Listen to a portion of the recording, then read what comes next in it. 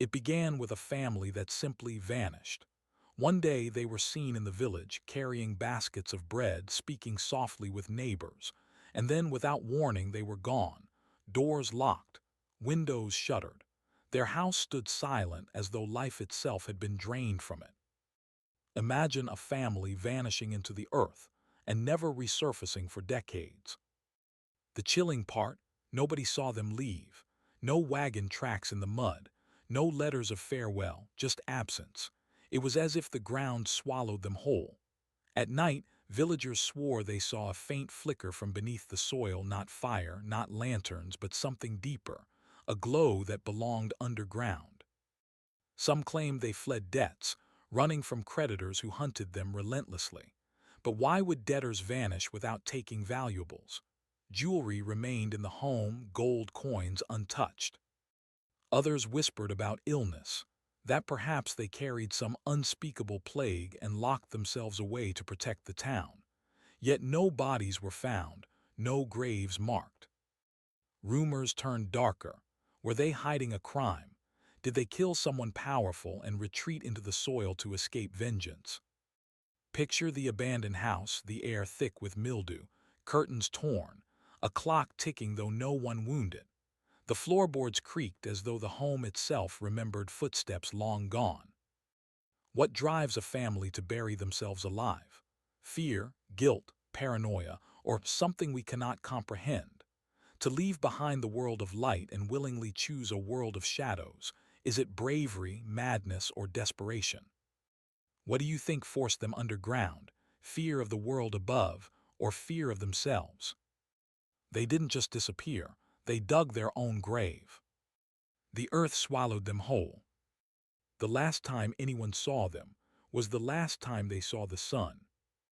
The silence of the family's house was deafening. Days turned into weeks, weeks into months, and the shutters never opened. Neighbors whispered in hushed tones, afraid the very air carried secrets.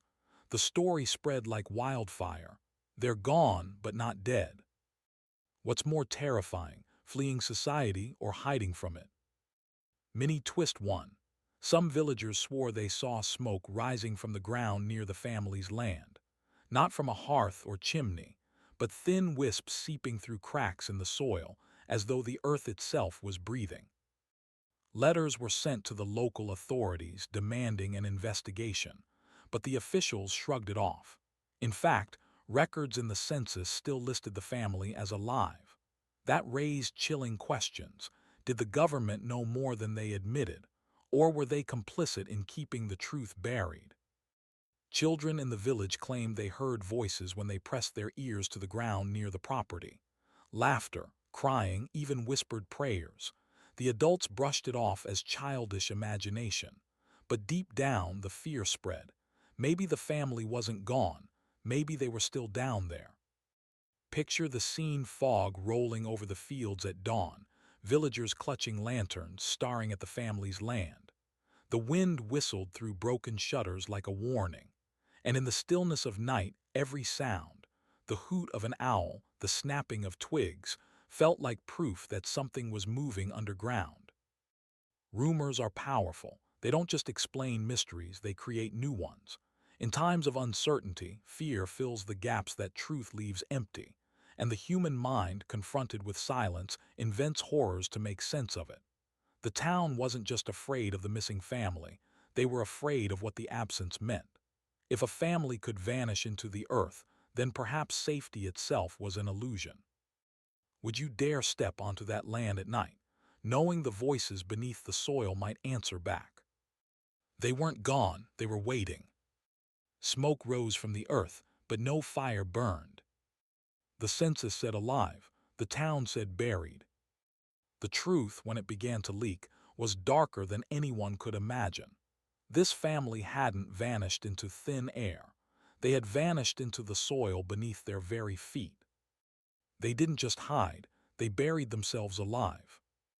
Hidden beneath their home, investigators much later discovered a narrow wooden trapdoor, worn smooth by countless hands opening and closing it. It didn't lead to a root cellar or a storage room. It led to a tunnel.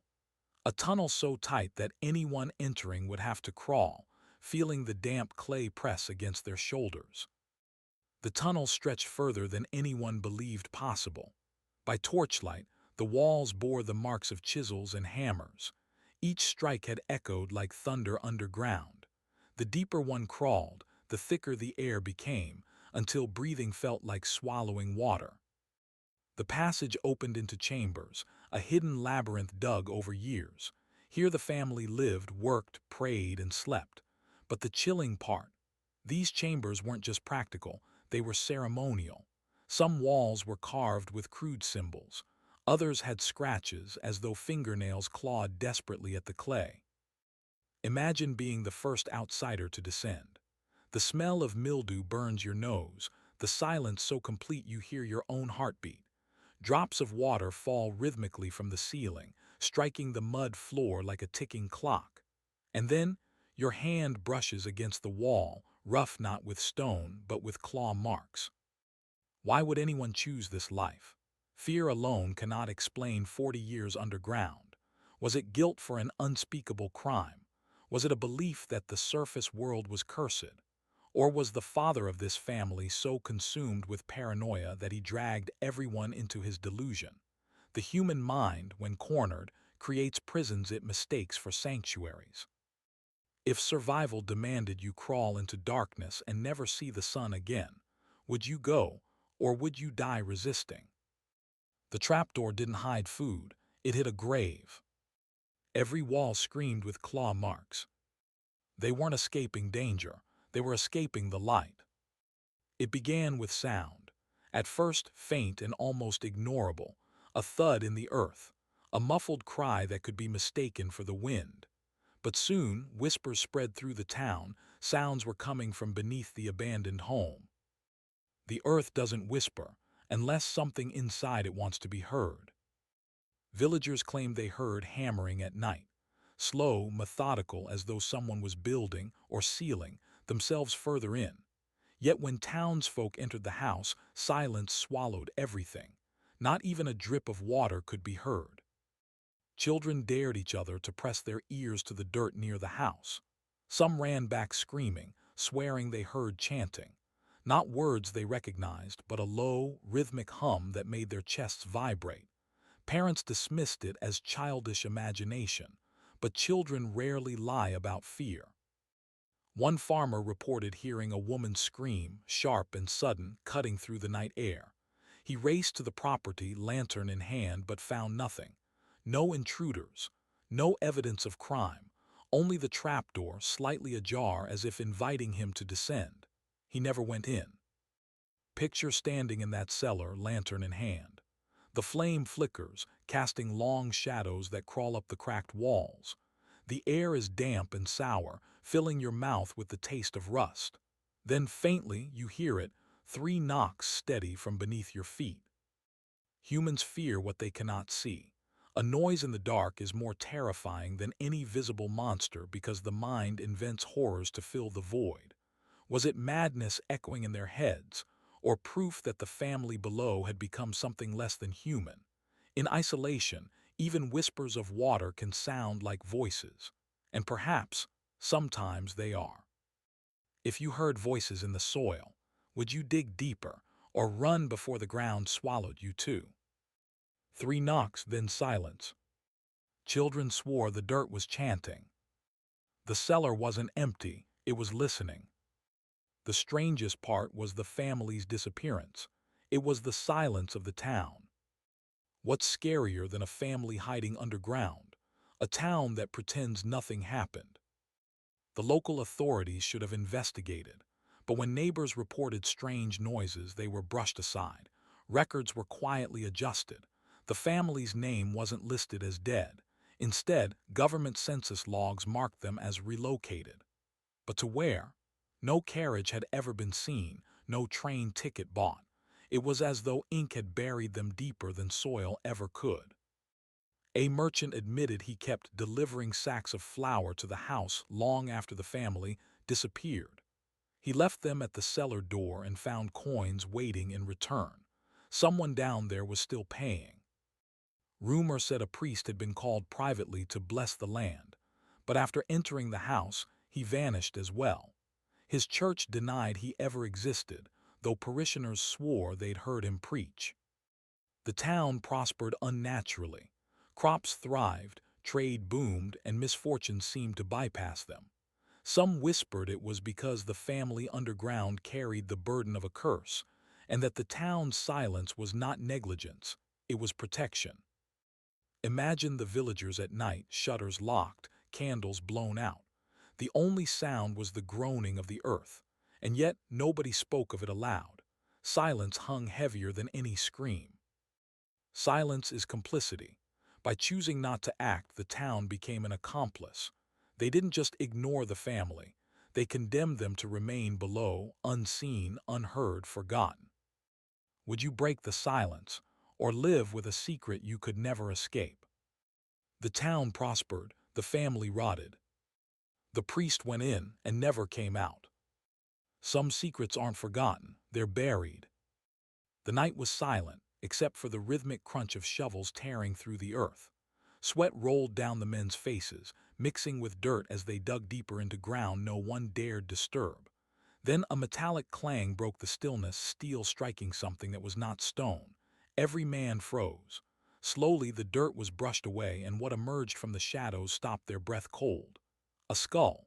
Human. Its jaw was twisted wide, as if locked in a scream that had never ended. The air shifted, heavy, suffocating. The stench of decay seeped upward, curling into their lungs. They tried to convince themselves it was an animal, long buried and forgotten. But the hollow sockets staring back told the truth. This was no animal. And then it happened. A sound drifted from the pit, soft, fragile, like a whisper rising from the grave. At first, only one man heard it. He swore the voice spoke his name.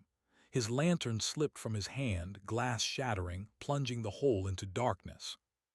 The others laughed nervously until they heard it too. A murmur, faint but unmistakable, seeping from the earth itself. Panic gripped them. The whispers grew sharper, closer, until every hair on their neck stood on end.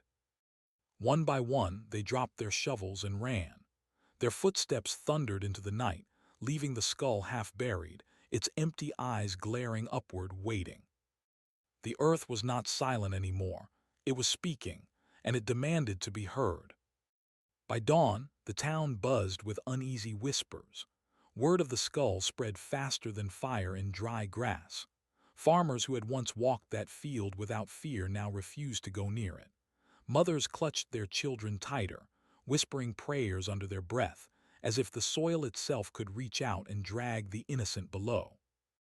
The men who dug it up tried to dismiss it, claiming it was nothing more than an old settler's remains. But their faces told a different story, pale, sleepless, haunted. They avoided eye contact, avoided questions, avoided the pit itself as though the very memory burned their tongues. At night, windows slammed shut earlier than ever.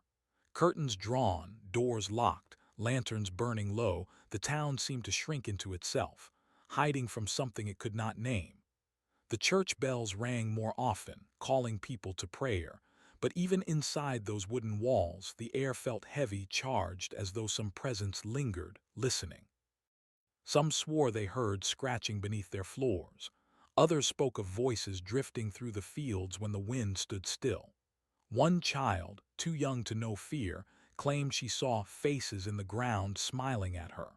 The townsfolk silenced her quickly, but the seed of dread had already been planted. It was no longer just a skull in a pit. It was something alive, something that had been woken, and though no one dared say it aloud, they all felt the same chilling truth. The earth was holding more than bones. It was holding secrets that wanted out. The whispers turned into warnings. Old men who had lived their whole lives in the valley swore they'd heard this story before, of families who dug too deep, of land that punished those who disturbed it. "The earth remembers," one muttered, his eyes clouded with age and fear. But the younger men laughed it off, desperate to bury the terror under reason. They filled the pit with soil, packed it down with shovels, and told everyone to forget.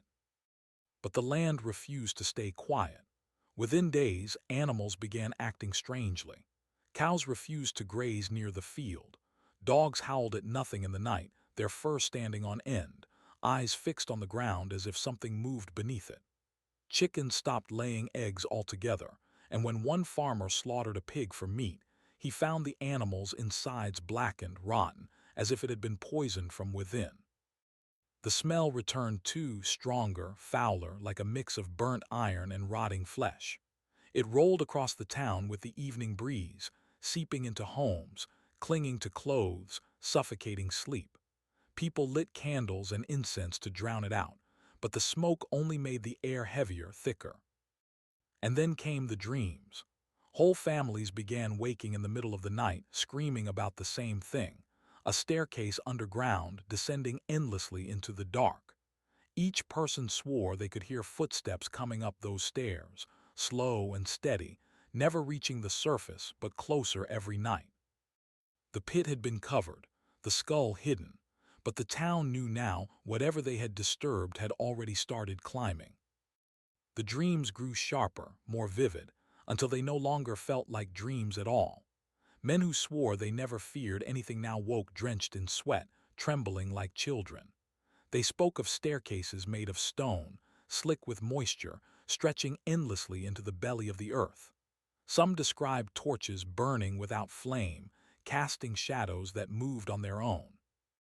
Others swore they could hear whispers in a language they didn't understand, words that felt older than scripture, words that scratched against their skulls long after waking. One farmer, Elias Crow, refused to sleep for 3 nights straight. His wife begged him, but he shook his head violently. "If I go back down there in my dreams," he said, "I won't come back up." His eyes were bloodshot, his hands shaking from exhaustion. On the 4th night he collapsed at the table, and despite his fear, sleep claimed him. His wife swore she heard him whispering in that same strange tongue. She shook him, screamed his name, but when he finally opened his eyes, they weren't his eyes at all. They were empty, hollow, like someone else had taken his place. By morning, Elias was gone. His boots were still by the door. The front gate was closed. No sign of struggle, no footprints in the dirt. It was as if the earth had swallowed him whole. His wife, pale and wild-eyed, clutched at the neighbors, begging them to dig up the pit again. But the men refused. They had buried it once, and they would not tempt it twice. That night the town gathered in the church, the only place they still felt halfway safe. The air was thick with candle smoke and whispered prayers. Suddenly, the floorboards trembled beneath their feet just once, like a single heavy step echoing through the soil. The candles flickered, the hymn stuttered into silence, and every soul in that room knew the same thing. Elias hadn't vanished. He had gone below. And now, something had come back in his place. By the next morning, the town was unraveling. Elias' disappearance was the spark that lit a fire of paranoia no prayer could smother. Neighbors who had once shared bread and milk now looked at one another with suspicion. Whispers spread faster than the plague, that Elias' wife had bargained with the devil, that someone in the town had unearthed more than bones, that a curse had been loosed upon them all. The church, meant to be a sanctuary, became a cauldron of fear. Mothers clutched their children tighter, whispering that they could hear scratching beneath the pews. Men shouted over one another, demanding answers no one could give. At the center of it all stood the preacher, his Bible shaking in his hands. "We must not turn on each other," he cried, his voice breaking. But the townsfolk were past reason. When the candles guttered for a moment and the wooden rafters creaked above, several screamed, swearing they saw a shadow move where no man stood. By nightfall, torches were lit not for prayer but for hunting. Groups of men stormed into homes, searching for signs of witchcraft, demanding to see locked cellars and unopened trunks. The pounding on doors, the crackle of fire, the shouts of accusation. The once quiet town was drowning in chaos. Elias' wife was dragged from her porch, her hair torn, her screams echoing into the night. "She brought it here," one man spat, while another raised a rope. Only the preacher's desperate intervention spared her life, but barely. And then came the knock. It was near midnight when a heavy pounding shook the church doors. 3 times it sounded deliberate, measured, like a man who knew exactly what he was doing. The mob froze, torches flickering in their hands, the air heavy with sweat and smoke. Slowly, the preacher unbarred the door. What stood there silenced even the loudest mouths? Elia's crow. His clothes were ragged, his skin pale as chalk, his eyes darker than the night outside. He stepped inside without a word, the floorboards groaning under his weight. The preacher tried to embrace him, but Elias flinched, tilting his head in a way no man ever should, like his neck had forgotten how to move. His lips parted, and when he finally spoke, the words weren't his own. They were that same guttural language from the dreams, and every ear that heard them swore the church grew colder. Elias had returned, but whatever he had brought with him was no longer human. The church was silent, as though every soul had forgotten how to breathe. Elias stood in the flickering candlelight, his chest rising and falling too slowly, too evenly, like a man mimicking life rather than living it. His eyes never blinked. His lips twitched as though words were pressing to escape, but when he finally spoke, the sound was not a voice at all. It was a low, guttural vibration, like stone grinding against stone. Children cried out. Women buried their faces in their husbands' coats. The preacher raised his Bible higher, his hand trembling so violently the pages rattled. "Elias," he begged, "you are among friends, speak plain and let us help you." But Elias only tilted his head at that strange angle again, his neck bending with a sickening crack. He walked forward slowly, each step deliberate, his boots dragging faint grooves into the floorboards. Then he stopped, lifted his hand, and pointed to the pit where the skull had been buried, though no map or memory could have told him its exact place. A hush fell heavier than death itself. That night no one dared approach him. They watched as Elias sat in the back pew, his body rigid, his eyes fixed on nothing. At times, a low hum escaped his throat, and with each vibration, the candles around him guttered as if struggling for air. One by one, the townsfolk fled into the night, their courage spent. Only the preacher and Elias' wife remained. She crept toward him, tears streaking her face. "Elias," she whispered, "if you can hear me, come home, please."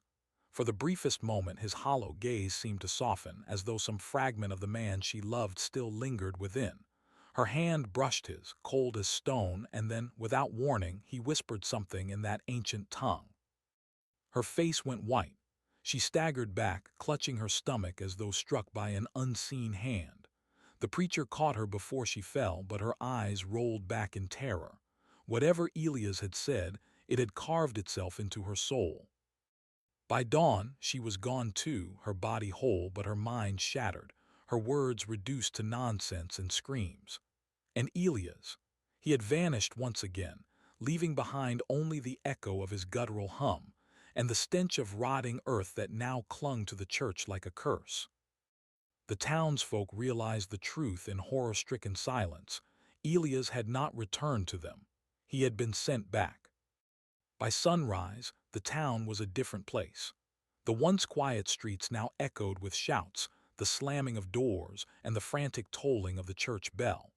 Word had spread that Elias had returned only to vanish again, leaving his wife broken beyond recognition. Panic clawed through the community like wildfire, and reason was the first thing to burn. Some swore Elias was dead, his body stolen by the devil. Others muttered that he had been marked, chosen to lead something out of the ground. The oldest men said nothing at all, only staring at the earth with hollow eyes, as if they recognized a pattern too old and terrible to speak aloud. The preacher tried to hold them together, his voice hoarse from pleading, but the fear had already cracked their unity. Families barricaded themselves in their homes, nailing boards across doors and windows. Others fled into the woods, dragging wagons behind them, swearing never to return. But most stayed not out of courage, but because they knew the land would not let them go. That evening the townsfolk gathered in the square, torches blazing, voices ragged with desperation. The debate was fierce, raw with terror. Some demanded that the pit be reopened and whatever lay beneath burned or blessed. Others cried that it should be left sealed, warning that tampering again would only deepen the curse. The argument turned violent, fists flying, torches raised against neighbors. A town that once prayed together now threatened to tear itself apart. It was then that a sound cut through the chaos. A hollow knocking, faint but steady, rising from beneath their feet. 3 slow strikes like knuckles against wood.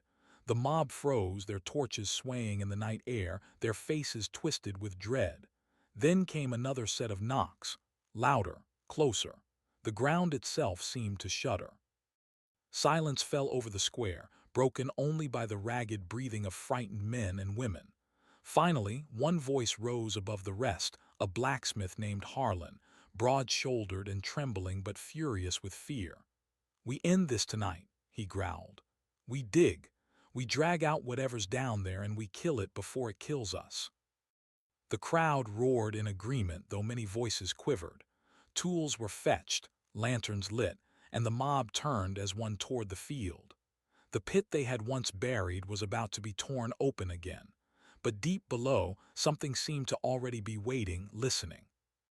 And as the first shovels struck the soil, the earth itself seemed to breathe. They thought they were digging up answers. In truth, they were digging their own graves. The first shovelfuls came easy, the soil loose and damp, almost as if it wanted to be disturbed. The blacksmith, Harlan, drove his spade deep, sweat shining on his forehead in the lantern light. "Keep going," he barked, and the others obeyed, striking the earth with a fury born of fear. Every clang of metal against stone echoed like a heartbeat beneath their feet. A gush of hot air burst from the soil, reeking of sulfur and rot. The men stumbled back, coughing, covering their noses. "It's just the earth breathing," someone muttered, but his voice trembled. No one had ever known the earth to breathe like that. They pressed on. Hours passed, the pit yawning wider, deeper. A sound, faint at first but rising, scratching. It came from below, like nails raking against wood. One man dropped his shovel, swearing it wasn't from their tools but from something underneath. The crowd laughed nervously, but no one picked the shovel back up. The preacher tried to steady them, raising his Bible high. "Whatever lies here is a test. Stand firm in your faith." His words were cut short as the ground shuddered, the soil beneath his feet cracking open with a low groan. A stone slab, smooth and black as obsidian, emerged from the dirt. Its surface was etched with strange marks, curling and twisting like veins. No one in the crowd had ever seen writing like it. The slab was warm. Harlan laid a hand on it and jerked back, cursing. "It's alive," he hissed, cradling his burned palm. Panic surged through the mob, some screaming to stop, others insisting they smash it open. The preacher, desperate, placed both hands on the slab and began to pray. His voice was strong, but his body trembled as though resisting an unseen weight. The lantern flames dimmed, the air thickened, and the earth rumbled louder. And then silence. The mob froze, the scratching stopped, the ground held still. Relief washed over them in shaky breaths. Perhaps it was over. Perhaps they had contained it. A sharp crack split the night air, louder than thunder. The slab fractured down the middle, glowing faintly red from within, like embers in a dying fire. From the darkness below, a single hand pressed upward, pale, skeletal, and clawed. The pit wasn't just open now, it was awake. The hand did not move at first. It simply rested there, pale and skeletal, its clawed fingers twitching faintly in the lantern glow. The mob froze, their torches crackling in the night, each man and woman waiting for someone else to scream first. But no one could. Fear held their tongues as tightly as iron chains. Then the hand curled, slow and deliberate, its nails raking across the black slab. The sound was unbearable, like knives dragged across glass. Sparks danced where claw met stone, as though the slab itself resisted the thing trying to escape. And yet, inch by inch, the crack widened. Harlan the blacksmith raised his hammer, his voice breaking into a roar. "Back to the pit with you." He swung with all his strength, the hammer striking the skeletal hand. The sound was wrong, not bone-breaking, but something hollow, metallic, echoing like a bell. The hammer rebounded, nearly knocking him off his feet, while the hand remained unbroken, unmoved, as if mocking him. came when the slab itself began to bleed. Thin rivulets of dark, tar-like liquid seeped from the crack, hissing as it touched the soil. The earth sizzled, smoke rising, the stench of burning flesh filling the air though nothing human had been touched. Women gagged, children cried, and the preacher dropped to his knees, chanting prayers louder than before, his voice cracking with terror. And then the hand retreated, sinking back into the crack. For a moment hope flickered. Maybe their prayers had worked. Maybe the thing had been forced back into whatever hell it came from. The mob sagged with relief, voices rising in trembling praise. But that hope was short-lived. The slab shuddered violently, the crack bursting open like a wound torn wider. And from it came not one hand, but many. Dozens, pale and jagged, clawing upward, grasping at the air, at the soil, at the edges of the pit. Some were skeletal, others fleshed but rotted, dripping black ichor. Together they moved in rhythm, as though a single monstrous will commanded them. The crowd broke. Torches fell into the dirt, screams shattered the night, and the once determined mob scattered in chaos. Harlan swung again and again, but his hammer struck only air as the hands clawed higher. A face rose from the pit, not flesh, not bone, but something in between. Hollow sockets glowed faintly red, its mouth stretched into a jagged grin. And though no lips moved, every soul heard the same whisper inside their heads. "You woke us." The screams of the mob tore through the night like knives, sharp and desperate. Men who had sworn they would never run dropped their weapons and fled, their torches tumbling into the grass. Flames spread wildly, casting the graveyard in a hellish orange glow. But the fire did not drive the creatures back. Instead, it lit their way. The hands pulled higher, dragging bodies with them, not quite human, not quite corpse. One after another they climbed from the pit, their skin rotting in strips, their jaws slack but moving as though chewing on air. The preacher shouted louder, his prayer breaking into a sob, but when he reached for his Bible, a clawed hand seized his leg and yanked him into the dark. His cries ended with a sickening crack. The first twist came when the slab shattered. With a sound like thunder, it broke into jagged pieces, scattering across the earth. Beneath it was no coffin, no casket, but a gaping hole that seemed endless. From it poured a wind colder than death itself, carrying whispers in a language no man could understand. Those who still stood froze where they were, their torches blown out, the night swallowing them whole. Then came the second twist. The creatures did not attack everyone. Some they ignored, crawling past as though they were invisible. Others they hunted mercilessly, dragging them screaming into the pit. No pattern made sense. Strong men were spared while children were seized. Mothers were ignored while soldiers were ripped apart. It was as though the dead chose at random, guided by cruelty alone. Harlan the blacksmith refused to run. With his hammer slick in blood, he struck one of the creatures across its skull. This time the blow landed true, the head caved with a crunch, the body collapsing into the dirt. For a moment, hope flared. They could be killed. They could be fought. But the third twist came cruelly quick.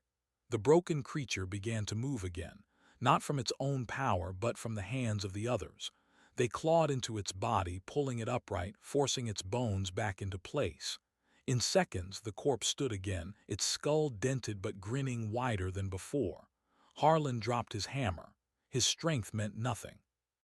The mob collapsed into chaos. Women tripped over gravestones. Men trampled each other in their rush to flee. Children screamed for parents already lost in the dark. And as the creatures rose fully from the pit, the earth itself began to tremble, as though the graveyard could not hold the weight of what crawled free. The final image was burned into every survivor's mind. Dozens of faces, some still half-human, staring out from the graveyard, their hollow eyes glowing faintly red. And then, in unison, they turned toward the town. They were no longer trapped. They were coming. The bells of the church began to toll, not by human hands, but by something unseen. The sound rolled through the sleeping town like a funeral dirge, dragging people from their beds in confusion. Children clung to their mothers as men rushed to the windows. their eyes widening at the sight of fire rising from the graveyard hills. At first, they thought it was an accident, maybe a barn aflame, maybe a careless torch. But then the screaming reached them. The first survivors stumbled into the streets, their clothes torn, their faces streaked with blood.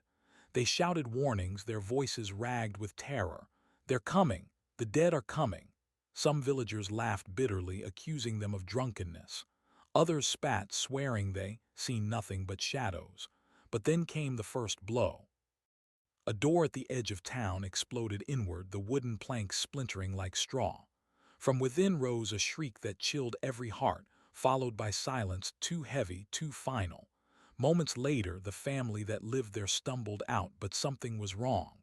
Their eyes were vacant, their bodies stiff, their steps jerky. They were alive no longer, yet they walked among the living. That was the first twist. The dead did not come alone. They remade the living into their own. Panic rippled through the crowd. Men armed themselves with rifles, axes, and farm tools, swearing they would protect their homes. But as the creatures poured into the streets, weapons failed them. A bullet split one skull clean, yet the body lurched forward, seizing the shooter's throat. An axe cleaved into a shoulder, only for blackened hands to seize the blade and wrench it free. Every strike seemed only to rouse them further. The second twist was more horrifying. The creatures whispered as they killed, words that sounded like the names of the townsfolk themselves. One farmer swore he heard his mother's voice hissing from the mouth of a corpse. Another swore the child he had lost years before was calling him into the dark. Many froze where they stood, unable to strike at what once sounded like their kin. The preacher's son, a boy of no more than 10, tried to rally the frightened crowd. "To the church!" he cried, his voice shrill but commanding. Dozens obeyed, rushing toward the steeple that still glowed faintly against the night sky. It seemed safe. It seemed holy. But when they pushed open the great wooden doors, they found the pews already full. Rows of figures sat waiting, motionless, their heads slowly lifting as the living stumbled inside. That was the third twist. The sanctuary had already been claimed. The boy froze in the doorway as the creatures turned in unison, their mouths stretching open, not in hunger but in something worse. They were smiling. And then, from the pulpit itself, a figure rose wearing the preacher's robes. The church doors slammed shut with a thunderous echo, trapping the survivors inside. Outside, the screams of the town still rose and fell like waves, but within those walls, silence pressed down, thick and suffocating. The preacher's son stood frozen, his small hands still gripping the iron latch. He wanted to run, but behind him, the congregation of the dead was rising to its feet. Candles flickered wildly, their flames bending as if recoiling from the shapes that lurched forward. The air smelled of rot and wet earth, as though the grave itself had been dragged indoors. Women clutched their children, men raised their weapons, but the truth sank in fast. This was not a fight they could win. The first twist came with the voice. It wasn't a growl nor the broken muttering of a corpse. It was the preacher himself, or at least what was left of him. His words carried the weight of ritual echoing through the rafters. "The ground has opened. The covenant is renewed." Every syllable seemed to throb in their skulls, and the dead moved in rhythm with his chant, swaying like parishioners in a macabre mass. A farmer tried to silence him with a rifle shot, the sound cracking through the church like thunder. The bullet struck true, tearing through the preacher's chest, yet he did not fall. Instead, he spread his arms wide as black ichor seeped through his robes, and the congregation of corpses roared with laughter. That was the second twist. Death itself no longer applied. Panic surged. Half the survivors bolted for the back doors, their footsteps hammering against the wooden floor. They clawed at the exits, but the doors would not yield. Chains, rusted, ancient chains, had been fastened from the outside. Someone had locked them in. A betrayal, a trap set long before this night. The preacher's son, trembling, clutched at his chest and whispered, "It's my father's voice, but it isn't him." And as if in answer, the robed figure turned, fixing his hollow eyes on the boy. In that moment, every candle blew out. Darkness swallowed the church whole, leaving only the sound of breathing, ragged, uneven, human and inhuman mixed together. That was the third twist. The real terror wasn't in what they could see, but in what stalked them unseen. Screams ripped through the dark as bodies collided, teeth sank into flesh, and pews splintered under the weight of struggle. Mothers begged for their children to run, but where could they go? The walls that once promised sanctuary now became a coffin, the echoes of prayer replaced with the gnashing of teeth. And then above it all came a final sound, the church bells ringing again, tolling a midnight mass for the damned. Outside the church, the night had grown unnaturally still.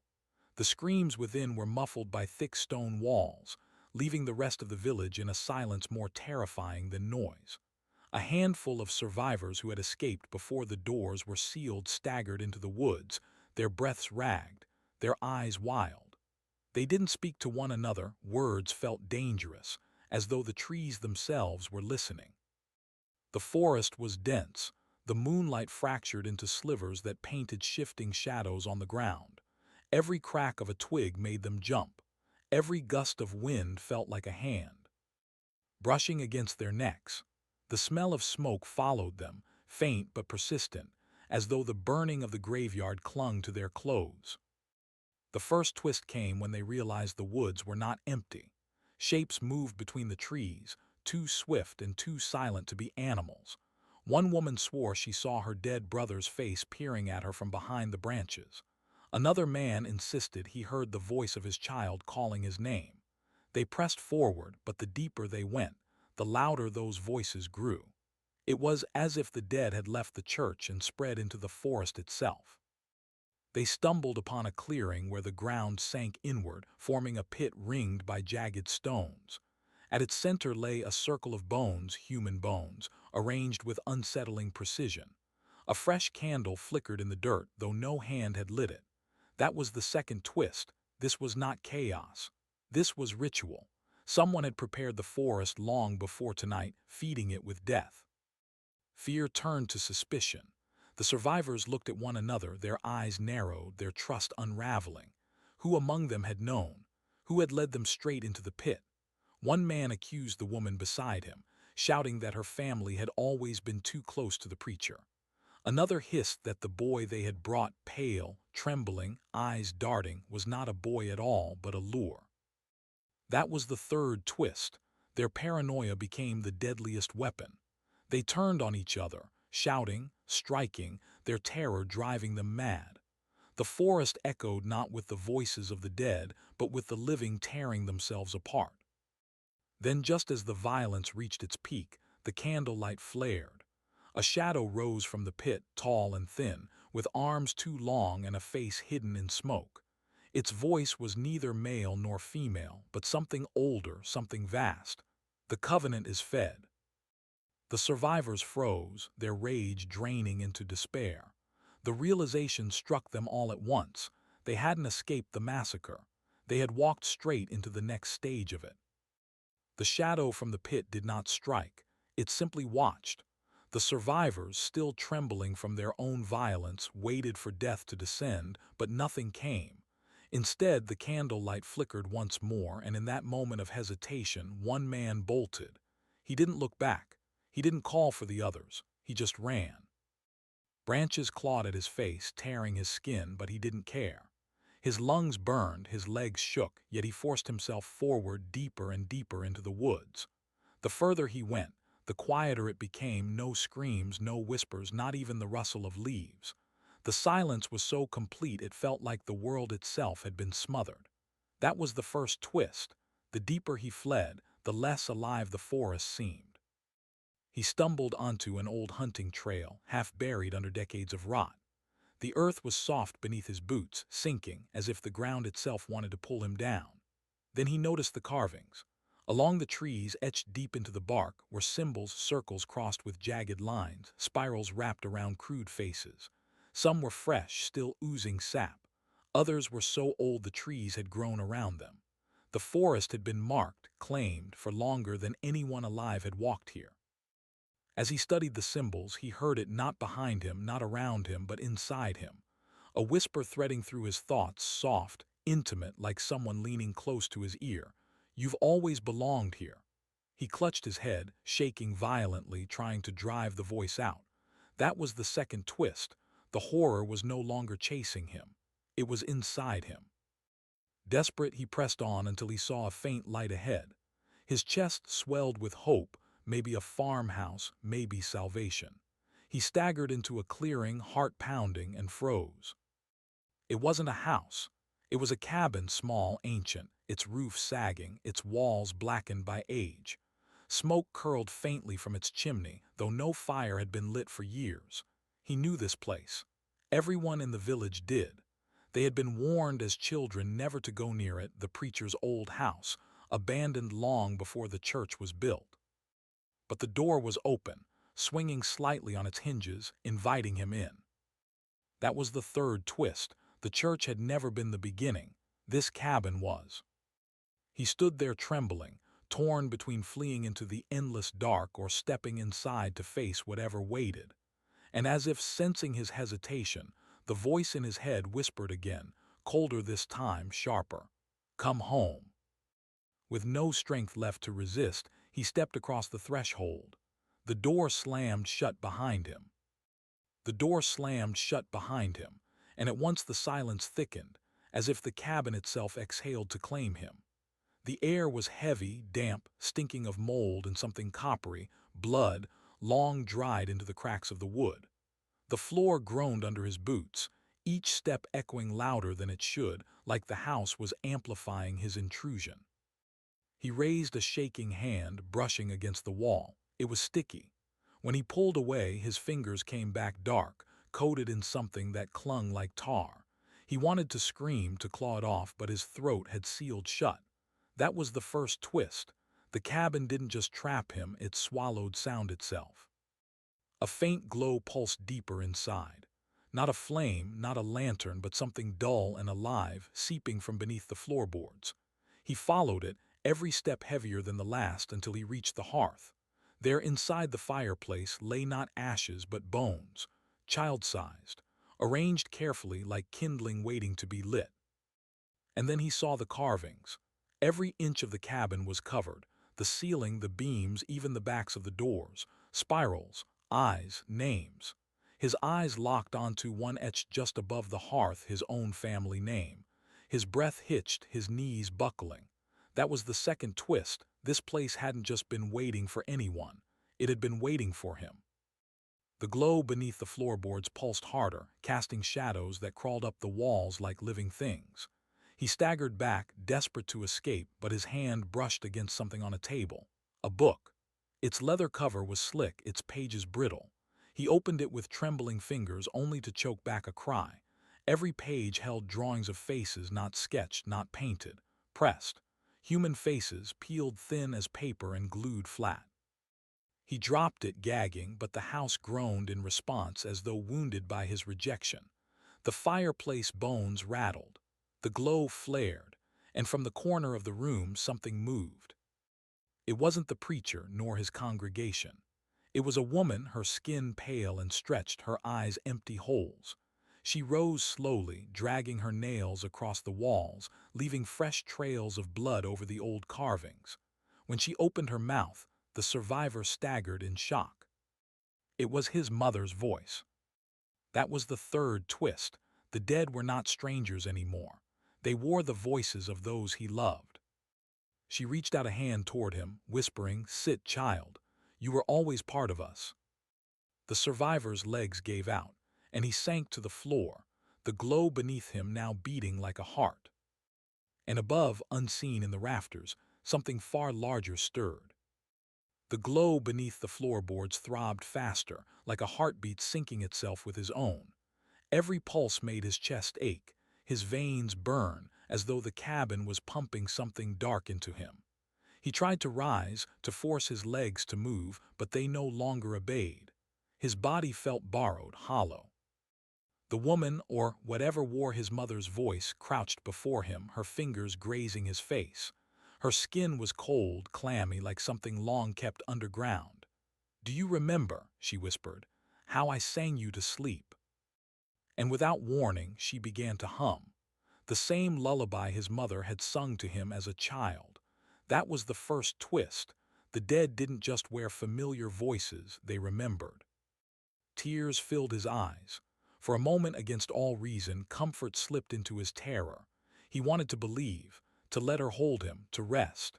But then he saw her eyes, bottomless pits, black and endless, and knew this was not comfort. It was a trap.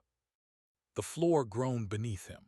Cracks split wide, glowing brighter until he could see movement in the spaces below. Hands. Dozens of pale, skeletal hands clawing upward, grasping, desperate. He tried to scream, but again no sound left his lips. That was the second twist. The cabin wasn't just haunted. It was feeding, dragging him down to join the others already buried beneath. The book on the table flipped open on its own, its pages fluttering violently until it landed on one final sheet. His own face stared back at him, pressed, flattened, already prepared. His stomach lurched. His fate wasn't being written now. It had been written long before he stepped inside. The woman's humming grew louder, faster, and her nails dug into his skin. She leaned closer, whispering, "It's time to remember who you are." His mind filled with images not his own, the preacher, the rituals, the graves, the first family who had built this cursed place. He saw their faces, and in one, distorted and faded, he saw himself. That was the third twist. He wasn't a victim, he was their blood. The truth hit like ice. His family had never been outside this curse, they had started it. He wasn't stumbling into horror, he was coming home. As the realization sank in, the glow flared blindingly bright. The hands beneath the floor surged upward, clutching his ankles, his wrists, his throat. He didn't resist anymore. He couldn't. And in that instant, he whispered the same words that had haunted his flight through the forest. "Come home." The cabin swallowed him whole. The forest was restless. Wind tore through the branches, carrying with it the faint toll of the church bells, though the church itself lay miles behind. The few who had escaped the massacre huddled together in the dark, their eyes darting to every shadow. None dared speak of the man who had fled toward the cabin. Some cursed him as a coward, others prayed he had found safety. But deep down, they all knew the truth. No one returned from the preacher's land. The night pressed colder, thick with the smell of smoke and damp earth. One of the men pointed to the tree line, faint glimmers like lanterns flickering between the trunks. Relief surged. Maybe others had survived. Maybe salvation had found them. That was the first twist. When they ran toward the light, they found not lanterns but fireflies. Thousands of them, glowing unnaturally bright, clustering in strange patterns that looked almost like words. The patterns shifted, forming crude shapes, a cross, a spiral, an open eye. Then just as suddenly they scattered, plunging the forest into deeper darkness. The survivors shivered, realizing they hadn't been guided. They'd been marked. A child began to cry, his sobs cutting through the silence like a knife. His mother hushed him desperately, but it was too late. Something moved in the underbrush, slow, heavy, deliberate.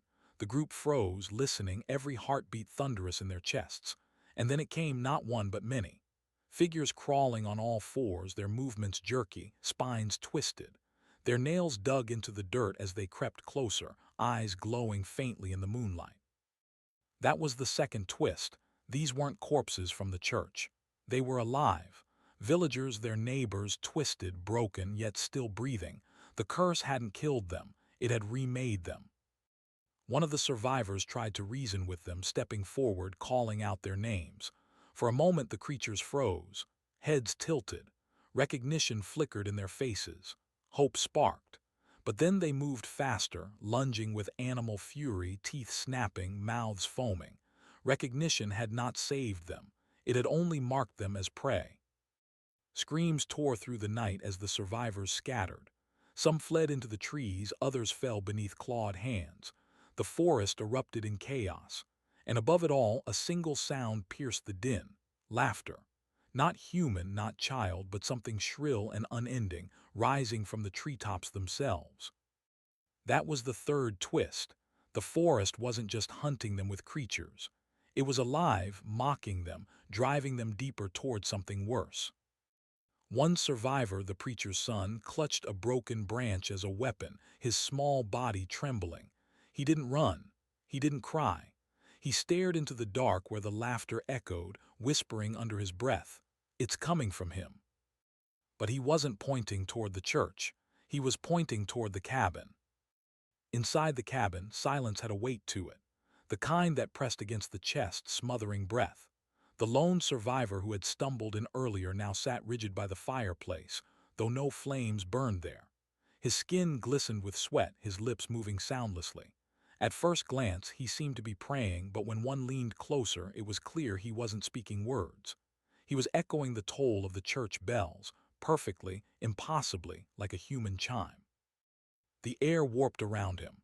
Shadows clung to his back even though no fire cast them. His eyes were rolled white, yet they glimmered faintly, reflecting movements in the dark corners of the cabin.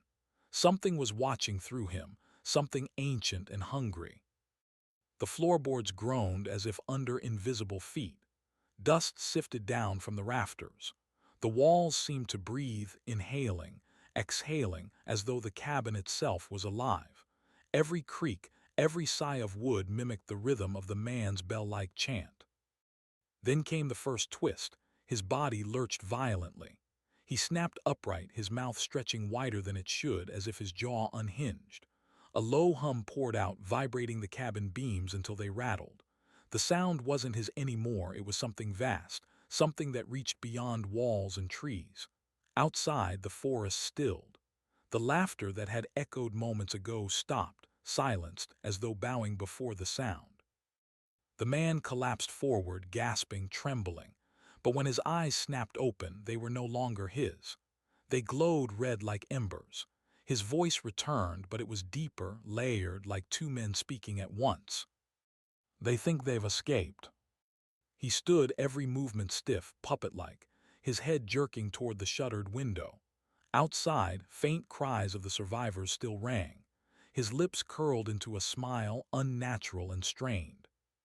That was the second twist. He wasn't simply possessed. He had become the vessel. The preacher's spirit had crawled inside, wearing him like a mask, and the cabin had become his cathedral. The walls pulsed. The air thickened with the stench of rot. Dust fell in heavy sheets from the ceiling as claw marks began carving themselves into the wooden planks, forming strange letters in a language no one alive could read. The man's body staggered to the door, his hand trembling as if resisting. For a moment his true voice cracked through, whispering, "Don't let me." But the other voice cut him off, louder, roaring, "Bring them to me." That was the third twist. The survivors weren't being hunted by the forest anymore. They were being herded, driven straight back to the cabin. The door swung open on its own, slamming against the wall, and the man, or whatever he had become, stepped into the night. And as he did, the forest bowed in silence.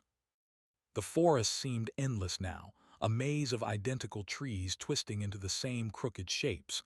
Every path looked familiar, every clearing mirrored the last. The survivors pressed forward, stumbling over roots and wet earth, their torches flickering weaker with each step. They thought they were moving away from the cabin, away from the horrors behind them. But the forest had other plans. It began with whispers, faint at first, like the brush of wind through branches, then louder, threading through their thoughts until they could no longer tell if the voices came from outside or inside their skulls. The whispers weren't random. They sounded like people they knew, a mother's lullaby, a brother's laughter, a friend calling their name from far away. Each voice tugged them deeper, pulling at their weakest places. One woman stopped suddenly, swearing she saw her dead child between the trees. Another man fell to his knees, clutching his ears, shouting that the forest was repeating his sins out loud. And yet, every time they thought they had veered off course, every time they spun in a different direction, they ended up on the same narrow trail. The ground grew colder. Moss beneath their feet slickened with frost that hadn't been there moments ago. Their breath hung in the air, pale ghosts drifting toward the black canopy above. Something was guiding them, something intelligent. Then came the first twist. They realized they had been walking in circles. A piece of torn cloth snagged on a branch hours before appeared again. Their own footprints, mudded and distorted, led not away but back toward the same destination. Panic flared. They split, thinking separation might break the spell. But even apart, each of them felt the pull.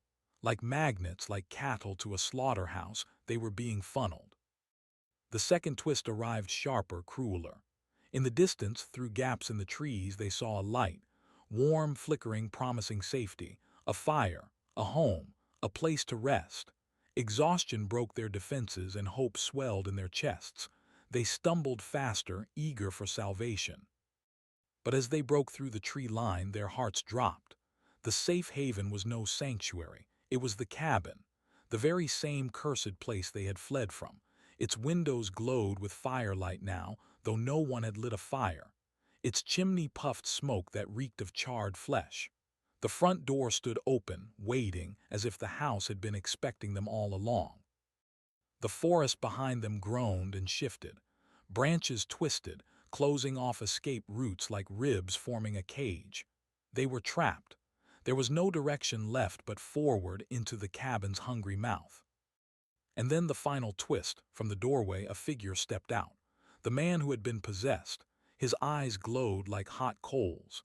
His smile was stretched too wide, tearing at his cheeks. And in his dual voice, deep and booming, he welcomed them back. The sermon is about to begin. The cabin's doorway yawned like a mouth, and for a moment no one moved. The survivors stood frozen at the tree line, the smell of smoke and rotting wood clogging their lungs. Every instinct screamed run, but there was nowhere left to run. Behind them, the forest twisted and creaked, branches snapping into strange shapes like a barricade of living wood. The only way forward was into the very place they had sworn never to return. One man whispered, "If we don't go in, the forest will kill us." Another muttered, "Maybe it already has." But their feet carried them forward anyway, like puppets pulled by strings they couldn't see. The air inside the cabin was worse than the forest. Heavy, oppressive, thick with the stench of mildew and burned flesh. The moment the last survivor crossed the threshold, the door slammed shut behind them with a force that rattled the walls. Dust poured from the ceiling beams. Shadows danced unnaturally along the cracked walls, moving even when the survivors stood still. At the center of the cabin, the wooden floor had changed. No longer rough planks, but a strange circle burned into the ground, carved symbols that glowed faintly, as though the wood itself had veins of fire running beneath it. The survivors huddled at the edges, terrified to step closer, yet drawn to it all the same. Then the chanting began. It didn't come from the survivors. It came from the house itself. Low voices layered over one another, murmuring in a language none of them recognized. The sound rattled in their bones, made their teeth ache, and their stomachs churn. Some swore they recognized individual words, their own names hidden in the whispers, or fragments of prayers they'd heard as children twisted into something darker. The possessed man, the preacher's vessel, stepped forward, his eyes burning with that unholy glow. He raised his arms as though conducting a choir. "The covenant is eternal," he intoned, his voice not entirely his own. "The bloodline has returned." A woman screamed that she wasn't part of this, that she had nothing to do with any bloodline. But the circle flared brighter, and the symbols began to shift, rearranging themselves like living fire. The survivors' shadows warped, no longer resembling human figures but grotesque, elongated shapes that writhed along the walls. One of them tried the door. It didn't budge. Another hurled a chair against the window, but the glass didn't shatter. Instead, it rippled like water, then returned solid. Panic swelled, but the chanting grew louder, drowning them out. And then the floor began to sink. Slowly, impossibly, the glowing circle dropped downward like an elevator into the earth, pulling the preacher's vessel with it. He looked up at them, grinning too wide, and beckoned with one crooked finger. The cabin itself was no longer just a house. It was a gateway, and the survivors were already standing at its edge, about to be dragged down into whatever waited below. The floor beneath them groaned and split wider, dragging the glowing circle downward into a yawning pit. The survivors clutched at the walls, screaming, trying to resist the pull, but it was useless. The air itself had become a current, sucking them toward the hole. Their torches flickered violently, then blew out, plunging the cabin into pitch blackness. One by one, they lost their grip. A man clawed the wooden doorframe until his fingernails ripped free, shrieking as he was pulled into the void. A woman wrapped her arms around a support beam, but the beam cracked like brittle bone, snapping in her grasp. The darkness swallowed them whole, their screams fading into an echo that didn't sound entirely human anymore. When the last of them fell, the descent ended with a sudden, bone-jarring crash. They landed in a chamber deep beneath the earth, so vast it seemed impossible it could exist under the cabin. The walls were carved stone, slick with moisture, and covered in crude paintings that glowed faintly, twisted shapes of men, women, and children kneeling before a figure with hollow eyes and an open mouth. The stench hit them next, a choking mix of sulfur, rot, and iron. The air was so heavy it pressed against their lungs, making each breath feel like drowning. From somewhere deeper in the chamber came the sound of dripping water, but it was too rhythmic, too precise, as if the cave itself had a pulse. Then the light returned, but not from their torches.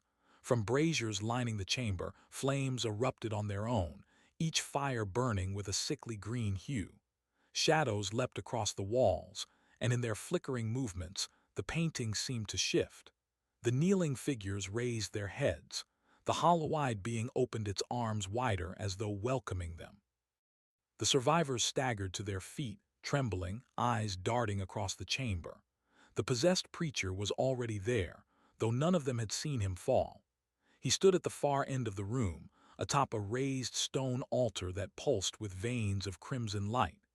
His voice carried through the chamber without effort, booming as if amplified by the stone itself. "Here," he declared, his dual voice echoing in dreadful harmony, "the covenant began, and here it must be renewed."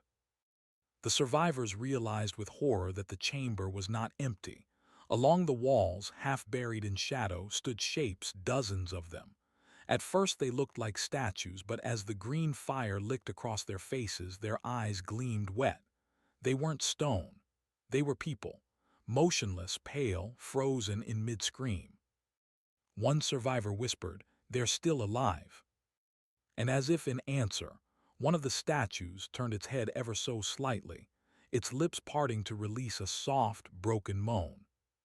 The survivors were not just trapped underground. They were standing inside a tomb that was still feeding. The survivors pressed back against the slick stone walls, eyes wide as the possessed preacher raised his arms over the altar. The glowing veins of crimson light pulsed in rhythm with his words, beating like the heart of something buried deep beneath them. The chanting that had haunted them in the cabin now filled the chamber, echoing from every direction, though none of their lips moved. The sound didn't just fill their ears, it wormed into their minds. The preacher's voice swelled, now layered with countless others, as if an entire congregation spoke through him. "The covenant demands flesh. The bloodline must be sealed. One must fall so the rest may rise." A survivor, trembling with rage, shouted, "We're not part of your covenant." But even as he said it, a realization began to creep over them. They all shared something in common. Distant ancestors tied to the very land where the cursed cabin stood. Their families had once belonged to this place. They weren't strangers pulled at random. They were chosen. The altar began to drip. Thick black liquid oozed from its edges, hissing as it touched the stone floor.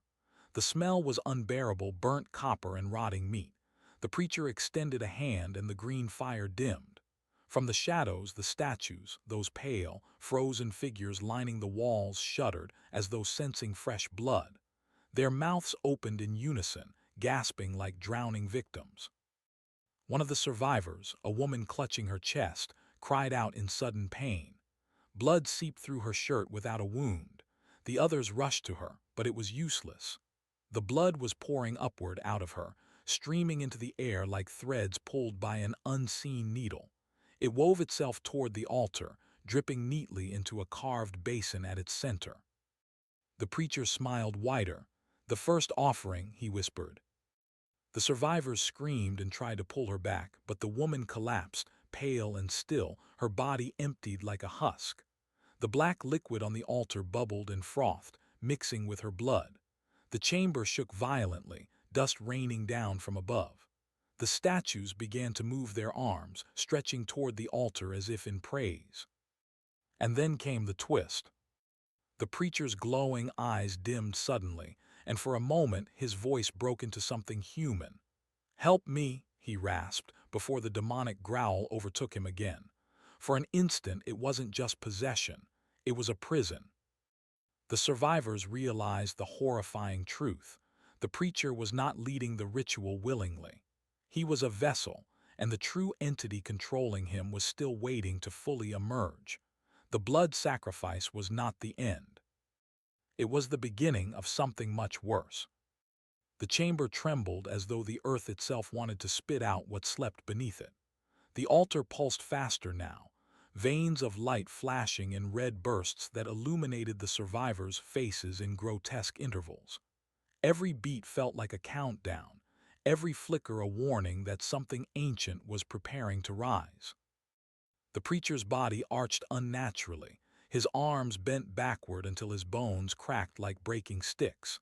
His scream echoed through the chamber, but it wasn't his voice anymore. It was deeper, older, the guttural roar of something that didn't belong in human throats. Flames in the braziers shot high, painting the cavern ceiling in streaks of green fire. Then came the sound. At first just a low hum vibrating through the ground, but it grew into a steady pounding rhythm like the heartbeat of the earth itself. Each thump sent waves of dust from the ceiling, showering the survivors as they scrambled. One shouted, "It's waking up." Another shrieked, "We need to get out now." But every tunnel they turned to was already blocked. Stone had shifted, sealing them in. The chamber was closing in on itself, collapsing into a cage. And then they saw it. Behind the altar, cracks began to spread across the wall, glowing with molten red. From within, something pressed outward, stretching the stone as if it were thin skin. A hand-like shape appeared first, though it was too large, too twisted, with fingers that bent in wrong directions. The wall bulged with every pulse, threatening to break open. The preacher's head snapped forward, his glowing eyes wide. His dual voice cried out, "The covenant binds the flesh, but the flesh cannot hold it. The gate must open." One survivor, trembling, whispered, "It's not here yet, this is just the shadow." But the shadow was enough. The glowing cracks took shape, not a hand, not even a body, but something indescribable, a mass of writhing forms stacked atop one another, shifting between familiar faces and monstrous shapes. For a moment, one of the survivors saw his own reflection in the wall, only twisted, mutilated, grinning back at him. The chamber shook harder, stones falling like hail. One survivor was crushed instantly, his body snapping beneath the weight. Another was dragged screaming into the dark corner by one of the statues, now fully awake, their skin gray and rubbery, their mouths distending wider than human jaws should allow. But the worst part wasn't the collapsing chamber. It was the whisper that suddenly slid into each survivor's ear, though none of them could see the source. A voice ancient, patient, and terrifyingly calm. "You cannot run. You are my blood. You are my door." The cracks in the wall finally split wide, revealing a darkness so deep it devoured the green fire around it. Something moved inside that void, not yet visible, but massive. The survivors realized the ritual wasn't summoning the entity. It was birthing it. The cracks in the wall burst open with a thunderclap, sending shards of glowing stone across the chamber. Survivors ducked, their screams drowned by the roar of something ancient forcing its way through. The air thickened, heavy with sulfur and wet earth, pressing into their lungs until every breath felt like drowning. The braziers sputtered, their green flames shrinking, as though afraid to compete with what was coming. From the broken wall, a shape slithered out, not solid, not liquid, but something in between.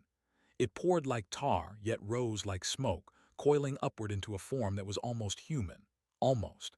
Its head was too elongated, its limbs too many, bending at wrong angles. As it grew, its skin shimmered with 1,000 shifting faces. Mothers, fathers, children, all screaming silently from beneath the surface. Some of the survivors recognized their own ancestors staring back at them. The preacher collapsed to his knees before the thing, his body twitching, his mouth frothing. He raised his arms in worship, though his eyes flickered with momentary humanity filled with terror. "It's not me," he rasped. "It's using me." Then his body convulsed, and the entity's voice rolled out through him, deeper and clearer than ever. "Blood calls to blood. You are the vessels. You are the offering." The survivors stumbled back, but the chamber shrank with every step. The walls pulsed, closing in, the statues now alive and reaching. One grabbed a man's leg, pulling him toward the altar. He hacked at it with a broken stone, but the statue didn't bleed, it crumbled to dust, releasing a scream that echoed through the survivor's own skull until his nose gushed blood. Then came the twist. The entities' faces shifted again, but this time they weren't ancestors. They were the survivors themselves, each one reflected back in grotesque, decayed form. One woman saw her own face with hollow eyes and a mouth stretched ear to ear, whispering, "Welcome home." A man saw himself strangled by invisible hands, his own veins crawling like worms beneath his skin. The survivors realized with horror, the ritual wasn't meant to destroy them. It was meant to transform them. The entity wasn't emerging as something new, it was rewriting them, molding their bloodline into its shape. They weren't just victims, they were its replacements. The chamber quaked violently, dust cascading like rain.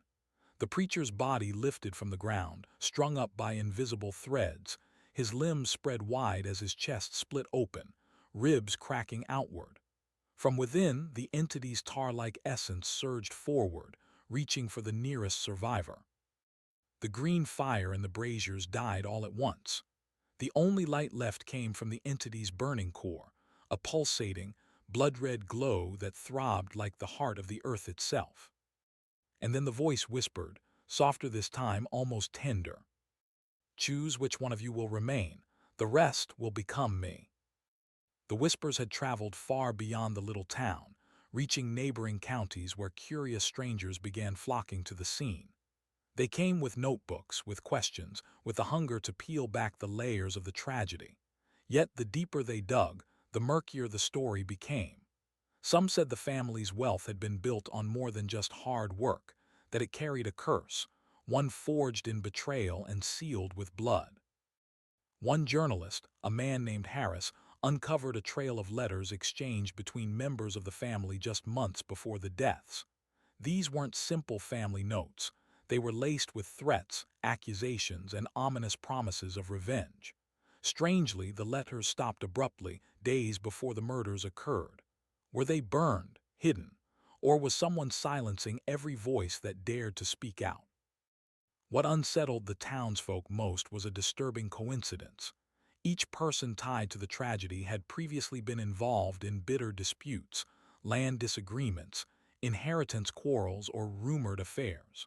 To the locals, it was as though fate itself had marked this family for ruin.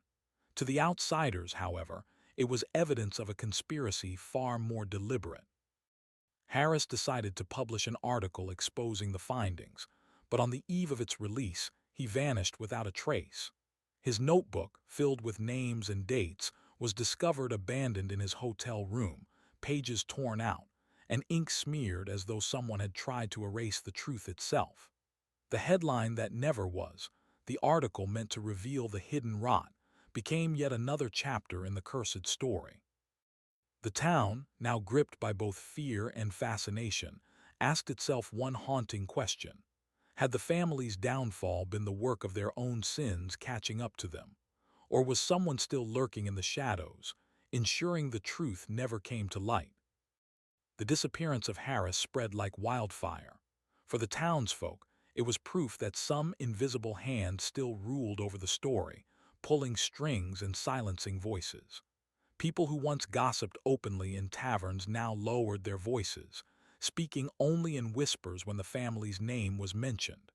Fear wasn't just in the shadows anymore. It had seeped into every corner of the town. Then came the most chilling discovery.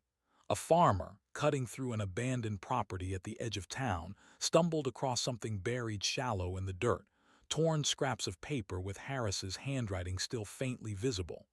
They weren't random notes, they were fragments of a confession. On them were names, accusations, and one phrase repeated over and over: "They will kill to protect the secret." That single line lit the town ablaze with paranoia. Who was they?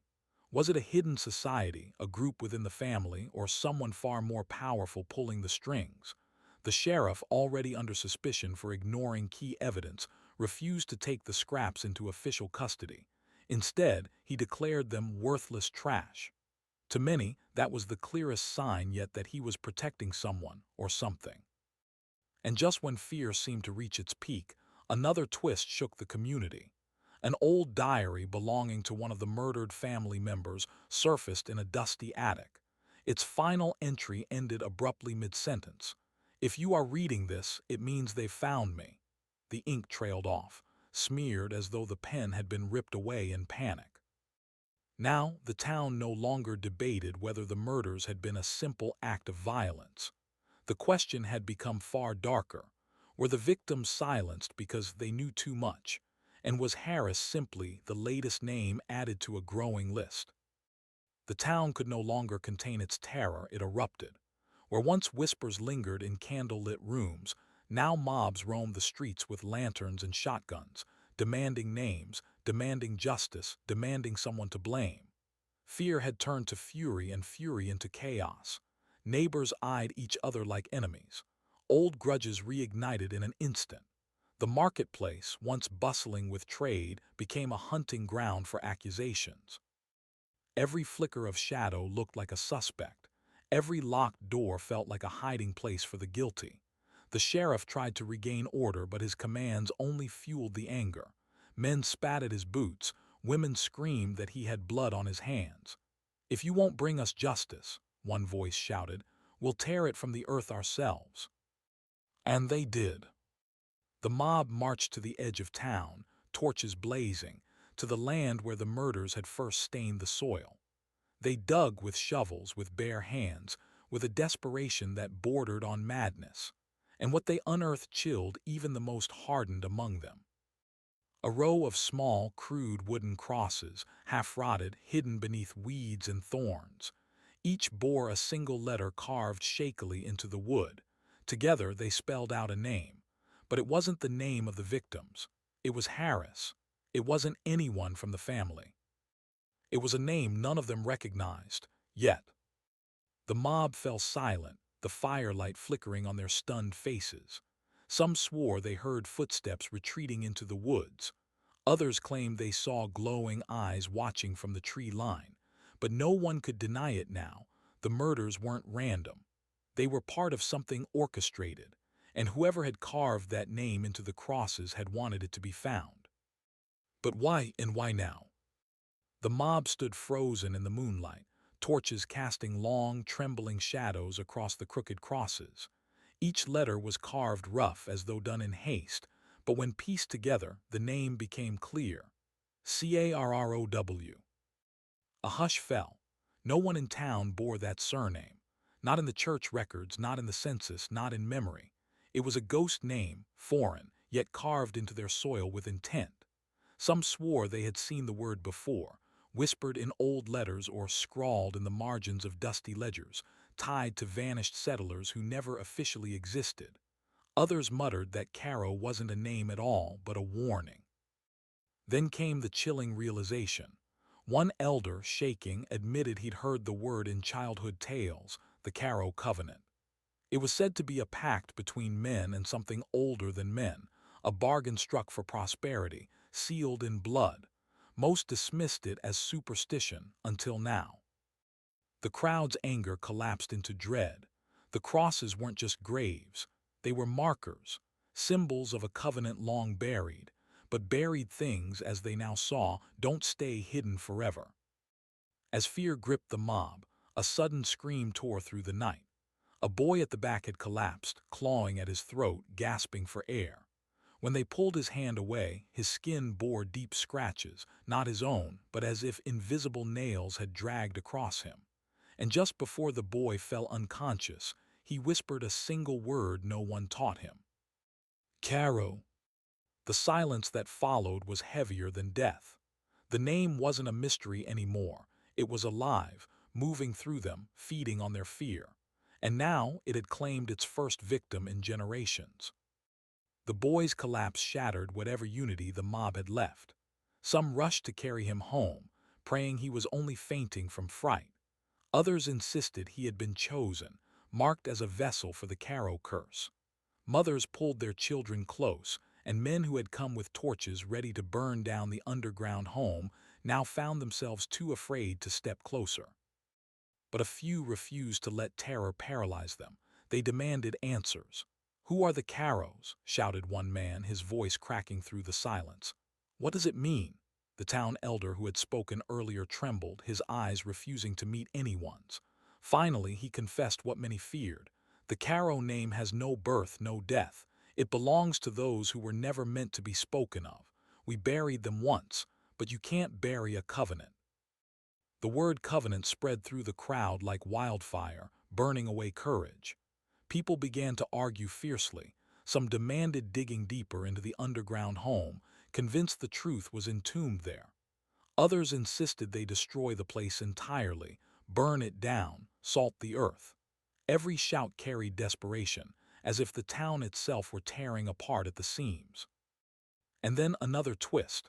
A farmer, pale and shaking, revealed something he had never told anyone. Weeks earlier, while plowing his land, he unearthed a bone, small, delicate, human.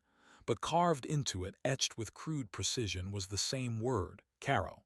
He buried it again, too afraid to speak.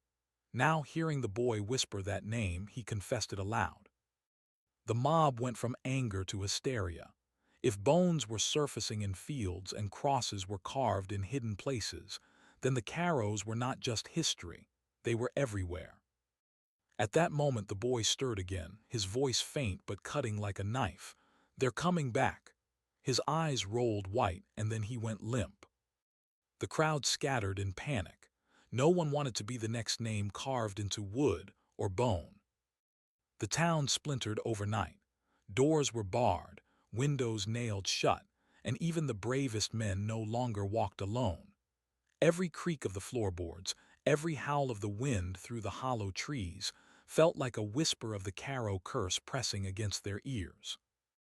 Whispers turned to accusations. Neighbors who once shared bread now eyed each other with suspicion. "Who carries the blood?" became the unspoken question, whispered in kitchens, hissed in taverns, muttered in the dark. Families accused families, old rivalries reignited, and anyone with a strange habit, or worse, a missing ancestry record, was branded suspect. The sheriff tried to restore order, but his silence about Harris's disappearance had already damned him in the public eye. Some swore he was a Caro, hiding behind his badge. Others claimed the elder himself was guilty, feeding the town lies to cover his own family's connection to the covenant. Trust was gone, shredded like the diary pages found in the dirt. Then came a night no one would forget. A woman, desperate and half-mad, dragged her neighbor into the square, screaming that she had seen his shadow move differently from his body, splitting into two shapes.